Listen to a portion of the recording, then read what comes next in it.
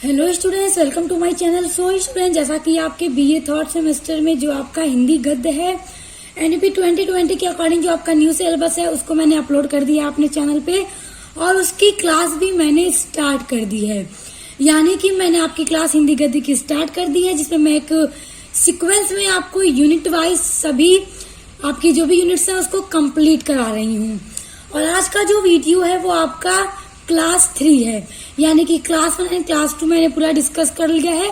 और स्टूडेंट्स देखिए, यहाँ पर मैं आपकी एक बात क्लियर कर दूं कि आपका जो ये सिलेबस है हिंदी गद्य का, तो उसकी जितनी भी यूनिट्स हैं तो मैं सभी यूनिट्स को एक सीक्वेंस में कंप्लीट कराऊंगी, यानी आपको एकदम सीरियल वाइज से अपनी सभी यूनिट्स पढ़ने के लिए मिलेंगी। तो इसीलिए आप लोग मेरे चैनल से जुड़ जाइए। और देखिए, क्लास 1, 2, 3, 4 इसी तरह से मैं ऑल वीडियोस को अपलोड करती रहूंगी, तो आप लोग उसी तरह देखते रहिए, पढ़ते रहिए। आपका सभी सिलेबस की जो यूनिट्स हैं आपको उसमें पढ़ने के लिए मिलती रहेंगी। तो चलिए स्टार्ट करते हैं। तो देखिए, जैसा कि आपके आज का क्लास 3 है, जिसमें हम पढ़ने वाले हैं प्रेमचंदोत्तर हिंदी उपन्यास। जैसा कि हमने क्लास 2 में हिंदी का उपन्यास जो है उसका उद्भव और विकास पढ़ा था, तो आज की वीडियो में अभी हम वही जो प्रेमचंदोत्तर हिंदी का उपन्यास है हम उसको पढ़ेंगे। जैसा कि स्टूडेंट जो आपकी क्लास 2 थी उसमें हमने प्रेमचंद्र के युग के पहले के उपन्यास को पढ़ा था और उसके बाद प्रेमचंद्र के युग के उपन्यास को पढ़ा था। और आज की वीडियो में हम पढ़ेंगे प्रेमचंदोत्तर हिंदी उपन्यास। तो देखिए, प्रेमचंद्र के युग तक जितने भी उपन्यास लिखे गए, उपन्यासों में विभिन्न प्रवृत्तियां स्पष्ट लक्षण नहीं मिलते थे। यानी कि प्रेमचंद्र के युग में जितने भी उपन्यास लिखे गए उनमें विभिन्न जो प्रवृत्तियां थी, उनके जो लक्षण है पूरी तरह से स्पष्ट नहीं हो रहे थे। लेकिन बाद में उसके बाद जो भी उपन्यास लिखे गए उनमें अलग अलग तरह की प्रवृत्तियां उभर कर सामने आई। अतः देखिए, जो भी प्रवृत्तियों के आधार पर प्रेमचंदोत्तर उपन्यास साहित्य का विवेचन दृष्टिगत है। यानी कि प्रेमचंद्र के युग के बाद प्रेमचंदोत्तर के युग में जितनी भी नई नई उपन्यास की प्रवृत्तियां उभर कर सामने आई उनको अब हम पढ़ने वाले हैं। और बहुत ध्यान से समझिएगा, क्योंकि आपके पेपर में पूछा जाएगा। देखिए, जो पहली प्रवृत्ति है, पहला आपका हेडिंग है सामाजिक उपन्यास। तो देखिए, इस श्रेणी के जो प्रमुख उपन्यासकार थे उनमें से सियाराम शरण गुप्त थे। देखिए, ये सब उपन्यासकारों के नाम हैं। तो जो सामाजिक उपन्यास लिखने वाले थे उनमें सियाराम शरण गुप्त आते थे। और देखिए, विशंबर नाथ कौशिक, अमृतलाल नागर, फणीश्वर नाथ रेणु हैं। देखिए, सभी उपन्यासकारों के नाम हैं जो सामाजिक उपन्यास लिख रहे थे। तो देखिए, जो सियाराम शरण गुप्त द्वारा रचित उपन्यास है उसमें से गोद देखिए उनका एक उपन्यास है, अंतिम ये भी उनका उपन्यास है, और आकांक्षा तथा नारी ये सभी उनके उपन्यास हैं। और प्राय सभी पात्र भारत की संस्कृति के उपासक हैं। यानी कि इन सभी उपन्यासों में भारतीय संस्कृति हमें देखने को मिलती है। तो इस तरह हम देख सकते हैं कि एक अच्छे सामाजिक उपन्यासकार थे। उसके बाद देखिए, विशंबर नाथ कौशिक का, देखिए ध्यान दीजिएगा, ये सभी जो नाम आप देख रहे हैं सभी उपन्यासकारों के नाम हैं। तो उनका एक उपन्यासकार है, तो देखिए इनका उपन्यास है एक माँ। ये जो माँ आप देख रहे हैं ये विशंबर नाथ कौशिक का एक उपन्यास है। और भिखारिनी भी इनका बहुत ही श्रेष्ठ सामाजिक उपन्यास है, जिसमें इन्होंने जीर्ण शीर्ण आवार के अंदर लिखे एक महान हृदय का संपन्न मुखरित हुआ है। और देखिए, अमृतलाल नागर ने महाकाल, देखिए महाकाल उनका उपन्यास है कि इनका अमृतलाल नागर का, जिसमें उन्होंने बंगाल की जो भी दुर्भिक्ष की समस्या का चित्रण किया है। बंगाल की जो भी समस्याएं थी उनका चित्रण उन्होंने महाकाल उपन्यास में किया है। उसके अलावा उनका यानी कि अमृतलाल नागर का एक और उपन्यास है सेठ बाके मल। देखिए, इसमें सामाजिक अत्याचार का इन्होंने चित्रण किया है। उसके अलावा अमृतलाल नागर का एक और उपन्यास है बूंद और समुद्र। इसमें उन्होंने सामाजिक जो भी चेतनाएं हैं उनका सुंदर चित्रण किया है। तो इस तरह हम देख सकते हैं कि सियाराम शरण गुप्त या फिर विशंबर नाथ कौशिक, ये सभी जो, या फिर अमृतलाल नागर, ये सभी एक बहुत ही अच्छे सामाजिक उपन्यासकार हैं जिन्होंने सामाजिक दृष्टि को, सामाजिक दशाओं को अपने उपन्यास में चित्रण किया है। उसके बाद देखिए, फणीश्वर नाथ रेणु ने मैला आंचल, देखिए मैला आंचल ये फणीश्वर नाथ रेणु का एक बहुत ही अच्छा उपन्यास है। उसके अलावा इनका और एक उपन्यास है परती परी कथा। इसमें उन्होंने देहातों की आत्मा में होने वाली आलोड़न और विक्षोभ की झांकी का चित्रण किया है। देखिए, जो प्रेमचंदोत्तर हिंदी उपन्यास था उसमें जो पहला हमने पढ़ा सामाजिक उपन्यास, दूसरा व्यक्तिवादी उपन्यास। देखिए, ये सभी उपन्यास के अलग अलग टाइप हैं जो कि प्रेमचंदोत्तर युग में विकसित हुए। देखिए, इस वर्ग में जो प्रमुख उपन्यासकार थे, जो लेखक थे, जो उपन्यास लिखते थे, उनमें से भगवती प्रसाद वाजपेयी, उपेंद्रनाथ अशक, रामेश्वर शुक्ल अंचल, उषा देवी मित्रा आदि उपन्यासकार आते हैं। देखिए स्टूडेंट्स, आपको ये बात याद रखनी है कि कौन से युग में कौन कौन से उपन्यास लिखे जा रहे थे और उस उपन्यास के लेखक कौन थे। जैसे सामाजिक उपन्यास में कौन कौन से लेखक थे और उन्होंने कौन कौन से उपन्यास लिखे, हमने अभी ऊपर वाली हेडिंग में पढ़ा है, तो आप उन सभी को याद रखिएगा, क्योंकि आपके एग्जाम में आपसे पूछा जाएगा कि सामाजिक उपन्यास के प्रमुख उपन्यासकार कौन है, उनके उपन्यासों का भी वर्णन कीजिए। व्यक्तिवादी उपन्यास भी पूछा जा सकता है, तो उनके उपन्यासकार देखिए यहाँ पर आपको बताए। उसके बाद देखिए, भगवती प्रसाद वाजपेयी ने पपीता की साधना, देखिए ये उपन्यास है, भगवती प्रसाद वाजपेयी का ये उपन्यास है। उसके बाद दो पहने, ये भी उनका उपन्यास है। चलते चलते आदि, ये सभी उपन्यास भगवती प्रसाद वाजपेयी ने लिखे हैं, जिनमें पात्रों के व्यक्तिगत चरित्रों को उभारा गया है। यहाँ देखिए, इन सभी में जो पात्र हैं उनके व्यक्तिगत जो चरित्र हैं, व्यक्तियों के उस उपन्यास के अंदर उन्हीं को दिखाया गया है कि कैसा व्यक्तिगत चरित्र है लोगों का, इस उपन्यास में जो भी पात्र हैं। अब देखिए आगे, अश्क ने, देखिए अश्क जो है लेखक है उपेंद्रनाथ अश्क, इन्होंने गिरती दीवारें, देखिए अश्क की एक उपन्यास है गिरती दीवारें। उसके अलावा गर्म रात, बड़ी बड़ी आंखें तथा सितारों के खेल, ये सभी जो उपन्यास हैं वो अश्क के उपन्यास हैं। और देखिए, इन उपन्यासों में पात्रों का ही चरित्र एक ही सांचे में ढाले गए हैं। देखिए, इन सभी लेखकों के जो उपन्यास हैं वो व्यक्तिवादी उपन्यास हैं, जिसमें जो भी पात्र हैं इस उपन्यास के अंदर, जो भी कैरेक्टर हैं, उनके जो चरित्र हैं, कैरेक्टर स्केच जो है, उनको दिखाया गया है इन उपन्यास के अंदर। उसके बाद देखिए, रामेश्वर शुक्ल अंचल ने जो लिखे उपन्यास, जैसे चढ़ती धूप हो गया, नई इमारत हो गई, उल्का तथा मरु प्रदीप, ये सभी उपन्यास रामेश्वर शुक्ल अंचल के हैं। और देखिए, इस उपन्यासों में भी व्यक्तिगत सुख दुख, आशा आकांक्षा की सुंदर झांकी की प्रस्तुत की गई है। देखिए, यानी कि सभी उपन्यास में जो व्यक्तिवादी है, जो व्यक्तिगत है लोगों का, उसी का चरित्र चित्रण किया गया है। उसके बाद देखिए, लक्ष्मी नारायण लाल ने धरती की आंखें, बया का घोंसला और सांप के ग्रामीण जीवन का चित्रण किया है। तो देखिए, जो भी लेखक हैं उनके जो भी उपन्यास हैं और इन उपन्यासों में किस चीज का चित्रण किया गया है, इस सभी आपको याद रखना है। ये सभी चीजें एग्जाम में पूछी जाएंगी।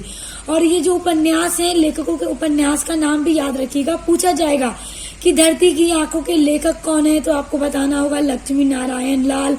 तो जैसे जैसे जो भी उपन्यास है उनके लेखकों के नाम आप अच्छे से याद रखिएगा। उसके बाद देखिए, जो व्यक्तिवादी उपन्यास में उषा देवी मित्रा हैं, इनके द्वारा जो रचित उपन्यास हैं, जैसे वचन का मोल, पिया, जीवन की मुस्कान तथा नष्ट नीड़, ये सभी उपन्यास में नारी की स्वतंत्र सत्ता का स्वर स्पष्ट रूप से ध्वनित हुआ है।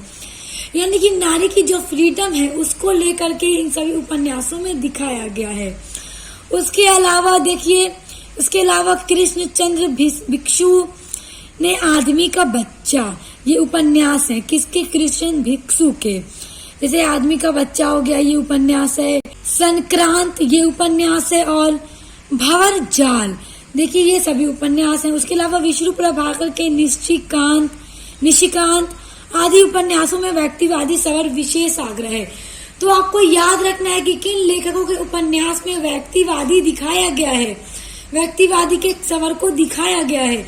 तो अभी हमने पढ़ा। उसके बाद देखिए, तीसरा है समाजवादी उपन्यास। अब देखिए, समाजवादी उपन्यास को पढ़ते हैं। देखिए, यशपाल, नागार्जुन, ये सभी लेखक हैं जो उपन्यासकार थे इस वर्ग के। जैसे यशपाल, नागार्जुन, भैरव प्रसाद गुप्त, रांगिया राघव आदि ने समाजवादी यथार्थ को अपने विवेचन का विषय बनाया। इन लेखकों ने जो उपन्यास लिखे उसमें उन्होंने समाजवादी यथार्थ को अपने उपन्यास का विषय बनाया, टॉपिक बनाया और अपने उपन्यास में उन्होंने समाजवादी का वर्णन किया। देखिए यशपाल का जो उपन्यास है दादा कामरेड, देशद्रोही, पार्टी कामरेड तथा मनुष्य के रूप आदि उपन्यासों में समाजवादी दृष्टिकोण से यथार्थवादी चित्रण किया है। स्टूडेंट्स देखिए मेरी तबीयत सही नहीं है, मेरा गला भी खराब है, आवाज नहीं निकल गई, मगर फिर भी पूरी कोशिश कर रही हूँ कि आप लोगों की जो वीडियोस हैं, जो आपकी यूनिट्स हैं, उसको मैं जल्दी जल्दी अपलोड करूं ताकि आप लोगों की कोई भी क्लास न छूटे, आप लोग अच्छे से पढ़ते रहें और अपने एग्जाम की तैयारी को करते रहें। तो चलिए आगे देखते हैं समाजवादी उपन्यास में।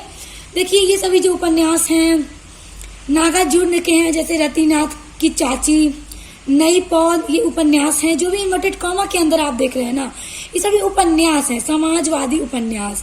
और देखिए बाबा बटेर नाथ, ये उपन्यासों में मिथिला के जो देहाती जीवन है उनका चित्रित करते हुए नागार्जुन ने नवीन समाजवादी चेतना की ओर संकेत किया है। यानी नागार्जुन के ये जो भी उपन्यास है उन्होंने उसमें देहाती जीवन का, जो गांव का देहाती लाइफ है उसका चित्रण किया है, उसके बारे में पूरा उसमें वर्णन किया है। अब आगे देखिए महेंद्र नाथ के उपन्यास हैं आदमी और सिक्के तथा रात अंधेरी है। महेंद्र नाथ के ये उपन्यास हैं। देखिए राजेंद्र यादव के प्रेत बोलते हैं।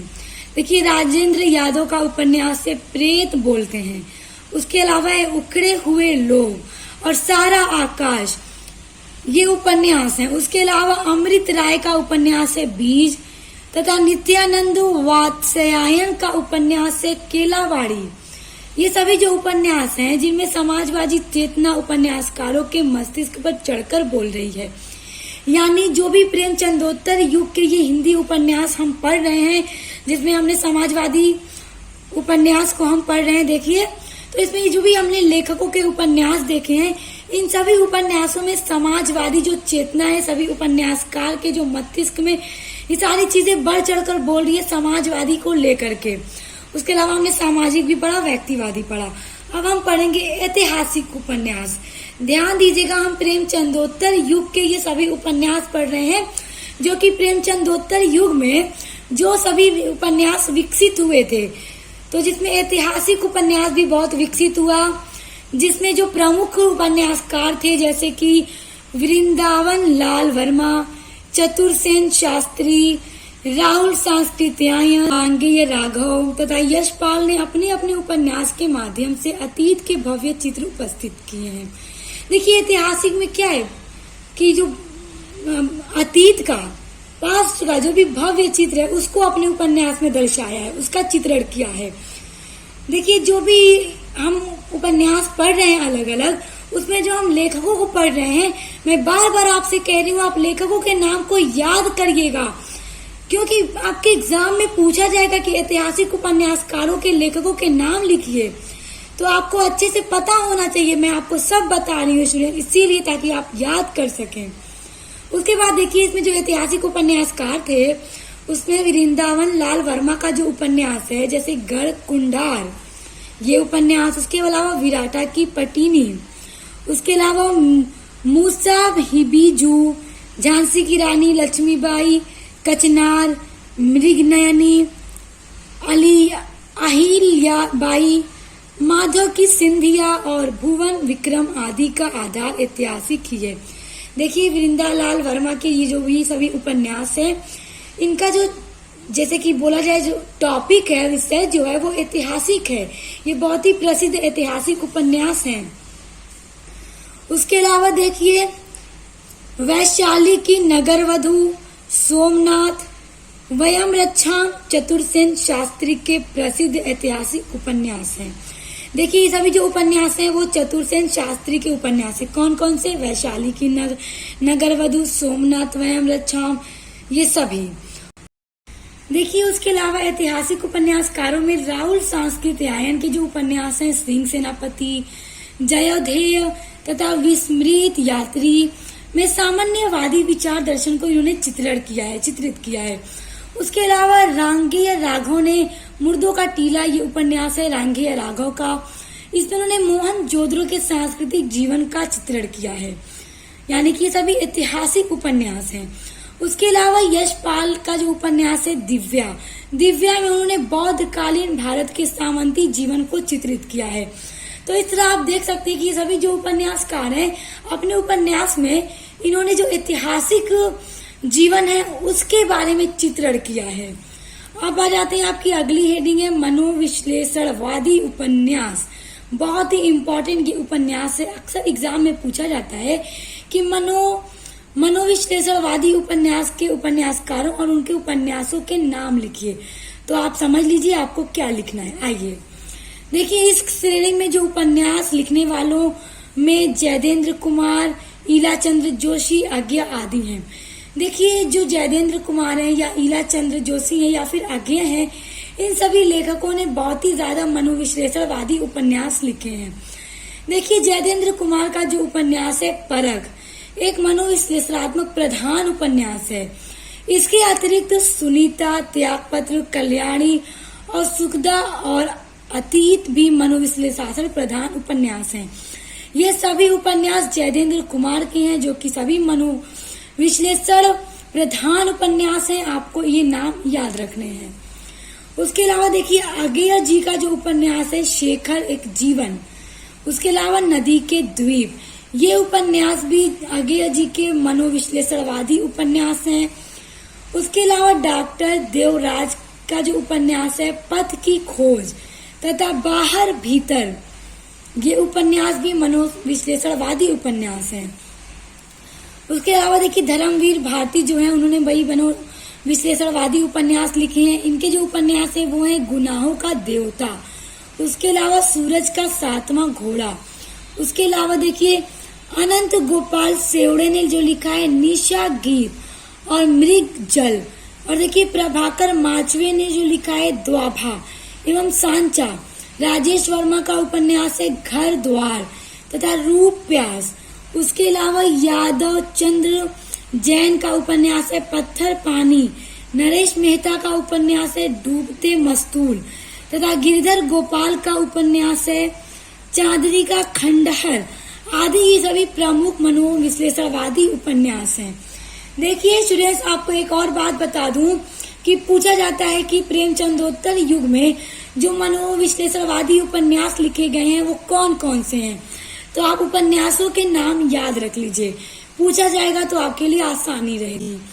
उसके अलावा देखिए, उपर्युक्त आधुनिक प्रमुख प्रवृत्तियों का सम्यक विश्लेषण करने से पता चलता है कि आज का हिंदी उपन्यास उस अंतचेतनावादी धारा की तकनीकी की ओर झुक रहा है जिसे पाश्चात्य उपन्यासकारों द्वारा अपनाया गया है।